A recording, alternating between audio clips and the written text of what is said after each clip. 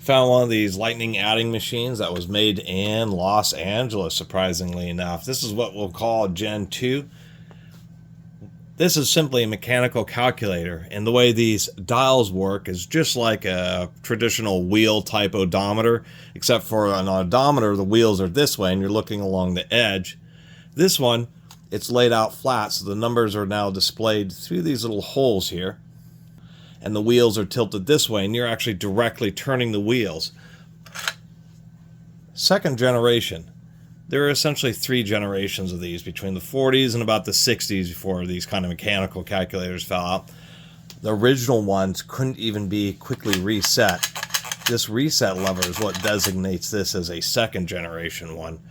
Earlier versions, when you would do number addition, and that's how you would operate it, you would actually have a quote-unquote stylus to dial these wheels. And as you dial the wheels, when you go past 9, what we can see is it will advance the next wheel over. You had to manually zero it.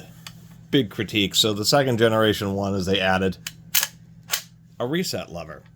There is indeed a better third generation that has little yellow numbers, because on the third generation you can run the wheels backwards and actually do subtraction. That's all this does, is addition. And it's kind of like a poor man's cash register. That's why it's in dollars and cents. 7 digits, so technically it's a 10 million count.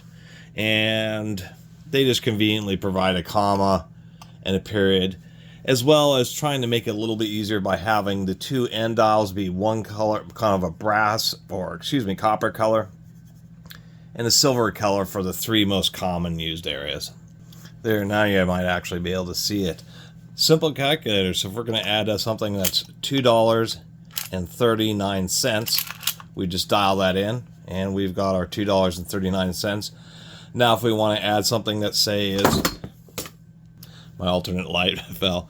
So if we wanted to add something that, say, was $14.59 to this $2.39, we do 1, 4, 5, 9, and then we can see our total cost now is $16.98.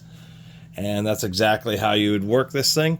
After fiddling around with this thing for a while, I found that it will turn over 5 wheels, but it won't turn over 6 or 7. And there's just too much resistance. I lubricated it. So if you actually are ticking over one number here, you'll have to kind of assist it, but it will do 5 wheels, as we can demonstrate here. We have them all set to 9, and if we just do one more tick, you can see how it moves all the wheels. So kind of an interesting calculator, adding machine, I should say, because that's exactly what it does.